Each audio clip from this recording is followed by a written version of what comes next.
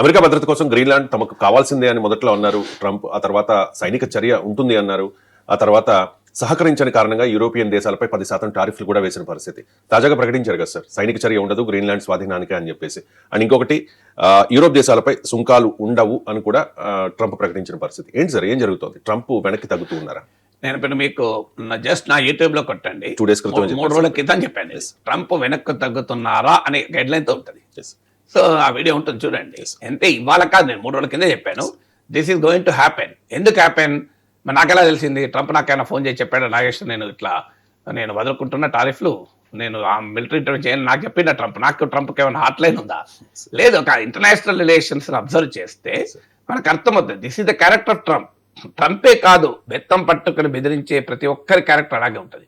నేను ఆ రోజే చెప్పాను, మీకు చాలాసార్లు చెప్పాను, మనము భయపడితే తరిమి కొడతారు, మనం నిలబడితే నిలబడతారు, మనమే తిరగబడితే పారిపోతారు. ఇది ప్రిన్సిపల్. ఎప్పుడైనా ఒక ప్రత్యర్థిని ఎదుర్కోవటంలో, ఒక డిఫికల్ట్ సిచ్యువేషన్ ఎదుర్కోవడం, ఇదనే కాదు ఎనీథింగ్, ఒక డిఫికల్ట్ సిచ్యువేషన్ జీవితంలో మనకు వస్తే, వ్యక్తిగా వచ్చినా, వ్యవస్థగా వచ్చినా, దేశంగా వచ్చినా, ఒక డిఫికల్ట్ సిచ్యువేషన్స్ వస్తాయి మనకు. ఆ డిఫికల్ట్ సిచ్యువేషన్లో మనము భయపడితే తరిమి కొడుతుంది. మనము ఆఖరికి ఒక పెద్ద పులి మన ముందు నిలబడ్డా మనం భయపడ్డాం అనుకోండి, అది మనం తినడం గ్యారంటీ. మనం పారిపోతే అది మెడబడి కొట్టేస్తుంది. మనము నిలబడ్డాం అనుకోండి, అది నిలబడుతుంది. మనమే తిరగబడ్డాం అనుకోండి, పులి ఆగిపోతుంది. సో మీకు అందువల్ల ఎప్పుడైనా ఒక ట్రెండ్, ఎనీథింగ్ కెన్ హ్యాపెన్. మనము భయపడితే మనం తరిమి కొడుతుంది, మనము నిలబడితే అది నిలబడుతుంది, మనమే తిరగబడ్డాం అనుకోండి అది భయపడుతుంది. This is how the Trump also behave. Trump behaviour కూడా ఇంతకంటే భిన్నంగా ఏముండదు. అందుకే టాకో అంటారు దీన్ని. ట్రంప్ ఆల్వేస్ చికెనింగ్ అవుట్ అని, ఇంగ్లీష్లో వర్డ్ చికెనింగ్ అవుట్ అని. చికెన్తో సంబంధం లేదు ఆ వర్డ్. చికెనింగ్ అవుట్ అంటే వెనక్కి తగ్గడం అని. Trump always chickening out, TACO అంటారు. So Trump always chickening out. ఇది కొత్తగా ఏముంది? ట్రంప్ అలవాటే. ట్రంపే కాదు, ఆ ట్రంప్ లాంటి వాళ్ళందరికీ అలవాటే అది. సో అందువల్ల టాకో అనేది ఇప్పుడు ప్లే అప్ అవుతుంది. ఏం జరిగింది మరి? నేను చెప్పిన ప్రిన్సిపల్. సో తిరగబడ్డారు, ప్రపంచం తిరగబడింది, ముఖ్యంగా యూరోప్ తిరగబడింది. సో ఏం జరిగింది? మీకు దావోస్ వేదికగా సినిమా మొత్తం చూసాం మనం. సో మనం ఏంటంటే మన ఇక్కడ తెలుగు మీడియాకు మన ప్రపంచం దాటి మనం పోం కదా, మనకి ఇదే గోల, మన గోల మనకే కదా. సో కానీ ఆడ దావోస్లో ఒక అద్భుతమైన దృశ్యం కనిపించింది.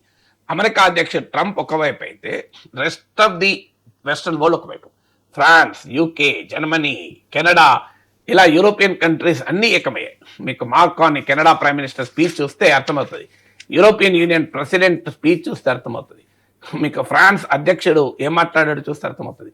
చాలా క్లియర్గా యూరోప్ తిరగబడ్డది. ఆఖరికి ఎక్కడి దాకా వెళ్ళింది? ట్రేడ్ బజూకా వాడతాం. నిన్న మనం మాట్లాడాం ట్రేడ్ బజూకా అంటే ఏంటిది అని. సో ట్రేడ్ బజూకా వాడతాం అని నిలబడ్డారు. అంటే ట్రంప్ బెదిరిస్తే వాళ్ళతో పారిపోలే, ట్రంప్ బెదిరిస్తే తిరగబడ్డారు. చాలా మీగ్గా తిరగబడ్డారు. నేను చెప్పాలంటే యూరోపియన్ గొప్పగా తిరగబడింది కూడా కాదు, చాలా మైల్డ్గా తిరగబడితేనే ట్రంప్ వెనక్కి తగ్గాడు. ఇక అగ్రెసివ్గా తిరగబడితే ఏమయ్యేవాడు ట్రంప్? ఒక్కసారి యూరోప్ లీడర్లు అందరూ వెళ్ళి బీజింగ్కి వెళ్ళిపోయి పుతిన్ కూడా రమ్మని, సో అందరూ ఒక మీటింగ్ బీజింగ్లో, ప్యారిస్లో, మాస్కోలో కనుక మీరు యూరోపియన్ పవర్ చైనా, రష్యా సమావేశం అయ్యుంటే, ఇండియాను కూడా ఇన్వైట్ చేస్తే మనం మోడీ పోయేవాడో కాదో కానీ పోతే అసలు ట్రంప్ ఉరుకుల పరుగుల మీద వెనక్కి వచ్చినాడు, ఉరుకుల పరుగుల మీద. అది నిజంగా బెదిరించాడంటే. ఆయన ఇంకా అది కూడా జరగలే. జరిగింది ఏంటి? ఇంత చేస్తే మేము మిత్రులమే అంటూ ఒక మైత్రీపూర్వక దండయాత్ర, అంటే మైత్రీపూర్వక దండయాత్ర, శత్రుపూర్వక దండయాత్ర కూడా కాదు. It is not even hostile at revolt, it is not even hostile revolt. ఒక రకంగా తిరగబడడం కాదు, అలగడం గులగడంకే ట్రంప్ వెనక్కి తగ్గాడు. ఈ తిరగబడితే ఇంకెలా ఉంటుంది? సో దానివల్ల ఒక రిజల్ట్ మనకు క్లియర్గా కనబడుతుంది. How to deal with Trump అని, how to deal with Trump. ఇప్పుడు చైనా తిరగబడ్డది.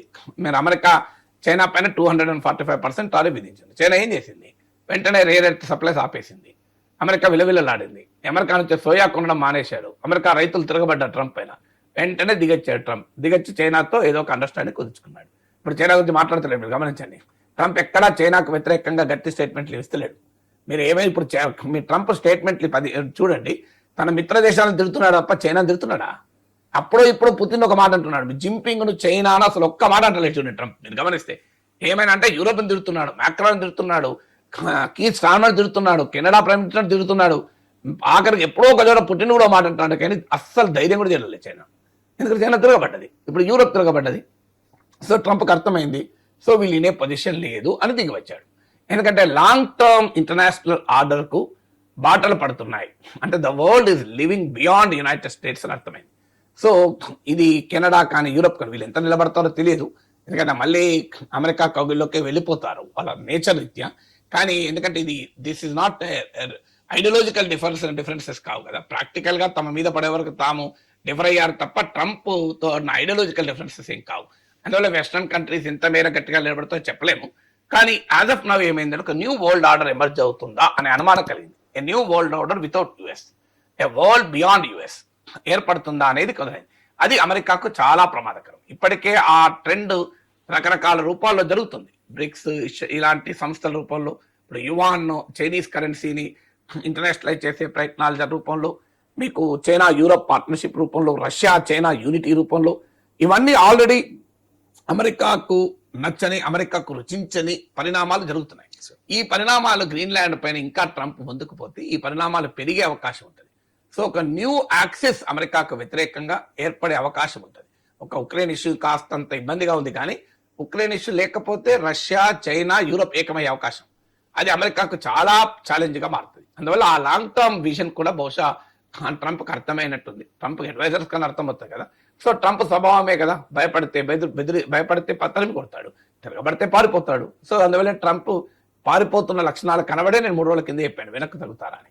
కానీ స్వభావరీత్యా పారిపోవడం కాదు ఇది. స్వభావరీత్యా పారిపోవడం అంటే తన అభిప్రాయాన్ని మార్చుకొని ఇది విధానం కాదు ప్రపంచంతో డీల్ చేయడం అని ట్రంప్ మారి చేస్తున్నది కాదు. ట్రంప్ తప్పనిసరి పరిస్థితులు వెనక్కి తగ్గాడు. అందువల్ల మళ్ళీ కనుక ఎక్కడన్నా వీక్నెస్ కనబడితే మళ్ళీ తిరగబడతాడు. That is the nature of Trump. మీకు మళ్ళీ అవకాశం వచ్చింది అనుకోండి, ఎంతమంది మన భారతదేశ చరిత్రను తీయని మీరు, మన శత్రురాజ దేశాలను ఓడించాక కూడా క్షమాభిక్ష పెడితే వాడే వచ్చి తర్వాత మనం చంపిన కేసులు ఉంటాయి. మీకు శత్రువే కదా పోనీయన్లే అని క్షమాభిక్ష పెట్టామనుకోండి, వాడే ఎదురైతే మళ్ళీ చంపుతారు కొన్ని రోజుల తర్వాత. అట్లాంటి చరిత్రలు మనకు భారతదేశ చరిత్రలో కనబడతాయి. అందువల్ల అంతర్జాతీయం కూడా అంతే. మీరు స్వభావరీత్యా ట్రంప్ ఏం మారలే, తన పద్ధతి తప్పు, తన వరల్డ్ తప్పు, తన పాలసీ తప్పు అనుకోవడం లేదు.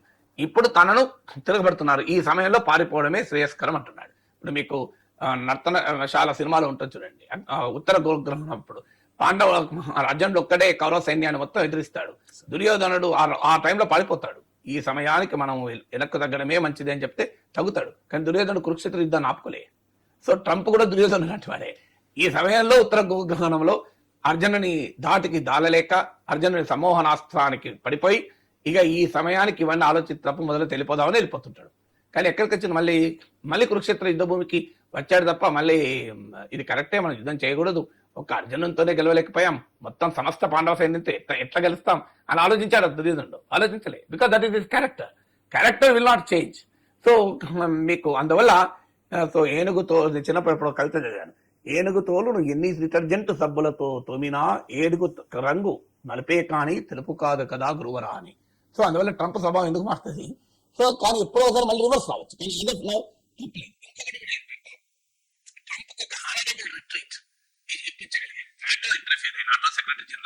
సమావేశమై ఒక అగ్రిమెంట్ అని ప్రపోజ్ చేశాడు.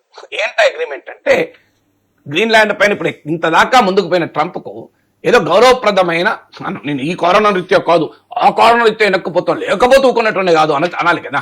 సో మీకు ఇది కూడా మీకు మహాభారతంలో ఎగ్జాంపుల్ కనబడుతుంది. కర్ణుడు ఒక రోజు అద్భుతంగా యుద్ధం చేస్తుంటాడు. సో కర్ణుడు 1000 సూర్యుల తేజస్సుతో వెలిగిపోతూ ఉంటాడు. అర్జునుడు ఆ తేజస్సును చూసి ఒక్కసారి మూర్ఛపడేంత పరిస్థితి వస్తుంది. ఇక ఎదుర్కోలేని ఈ రోజు కర్ణుని అంటాడు. కానీ వెనక్కు తగ్గలేడు కదా.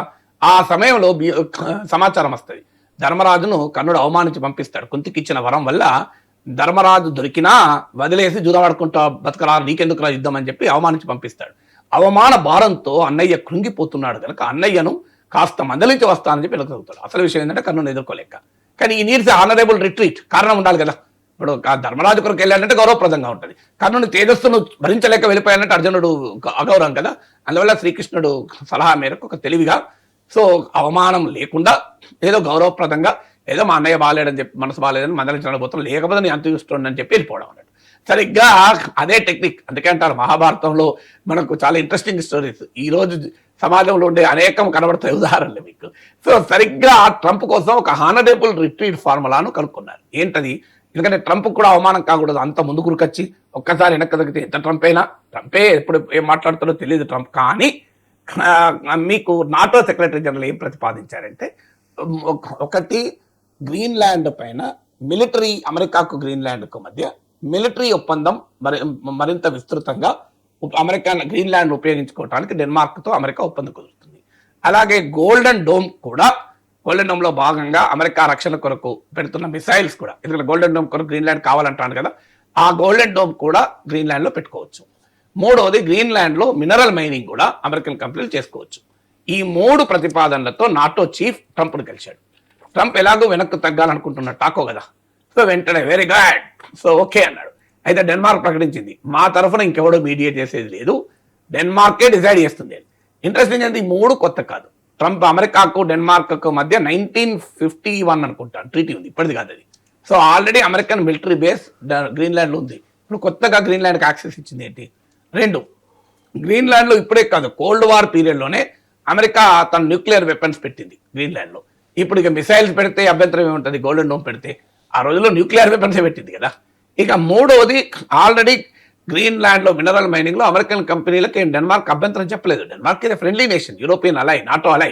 ఈ 3 కొత్త కాదు, కానీ రీప్యాకేజ్ చేసి ఇంకో ట్రంప్ ముందు పెడితే, ఓహో ఈ 3 ప్రపోజల్స్ వచ్చాను కదా, అయితే ఓకేలే. సో ఈ వాంట్స్ టు హానరబుల్ రిట్రీట్, వెనక్కి తగ్గాలి గౌరవప్రదంగా కనుక ఏదో ఇలాంటివన్నీ ఆఫర్ చేస్తున్నారు కదా, నేను చెప్పినట్టు అన్ని ఆఫర్ చేస్తున్నారు కనుక నేను వెనక్కి తగ్గుతున్నా అని చెప్పి వెనక్కి తగ్గాడు. బట్ స్టిల్ నేను మళ్ళీ చెప్పేది, దుర్యోధన ఉదాహరణ అందుకే ఇచ్చాను. దుర్యోధనుడు ఘోషయాత్ర సమయంలో అరణ్యవాసంలో ఒకసారి అర్థమైంది, మొత్తం కర్ణుడితో సహా సమస్త సైన్యంతో వెళితే ఒక గంధర్వ వీరుడి చేతిలో ఓడిపోతే భీముడు అర్జునుడు దుర్యోధనుడు బంధ విముక్తులు చేసి కాపాడాడు. కర్ణుడు కాపాలే, భీష్ముడు కాపాలే, ద్రోణుడు కాపాలే. ఉత్తర గోగ్రహణలో మరోసారి ఒక్క అర్జునుడే వస్తే ఉత్తరుడు రథం దింపగా, సో సమ్మోహనాస్త్రంతో మొత్తం కౌరవ సైన్యాన్ని కింద పడేస్తే ఎంటైర్ కౌరవ సైన్యాన్ని ఓడించాడు. ఇన్ని జరిగినా కూడా కురుక్షేత్ర యుద్ధం జరిగింది కదా. అందుకే ట్రంప్ స్వభావం మారుతుందా అనేది క్వశ్చనే కదా. సో మీకు సిరివెన్నెల సీతారామ శాస్త్రి సినిమా పాటలు ఉంటుంది, రామ బాణ మార్పిందా రావణ కాష్టం, కృష్ణ గీత ఆపిందా నిత్య కురుక్షేత్రం అని. సో ట్రంప్కి ఇది వర్తిస్తుంది, రామ బాణ మార్పిందా రావణ కాష్టం, కృష్ణ గీత ఆపిందా నిత్య కురుక్షేత్రం. అందువల్ల ట్రంప్ స్వభావం మారలేదు, ఆయన స్వభావరీత్యా వెనక్కి తగ్గాడు, తన విధానాన్ని మార్చుకోలేదు కనుక threat of Trump always exist for Europe. Next move ఎలా ఉంటుంది అనేది ఎవరు ప్రెడిక్ట్ చేయలేరు. అక్కడ ఉన్న బలాబలాల్లో ఏమరపాటుతో ఉంటుంది. మనము జాగ్రత్తగా ఉన్నంత కాలం ఎదుటివాడు జాగ్రత్తగా ఉంటాడు. సో నెక్స్ట్ మూవ్ అనేది సభ మారితే కదా, సభ మారలే కదా.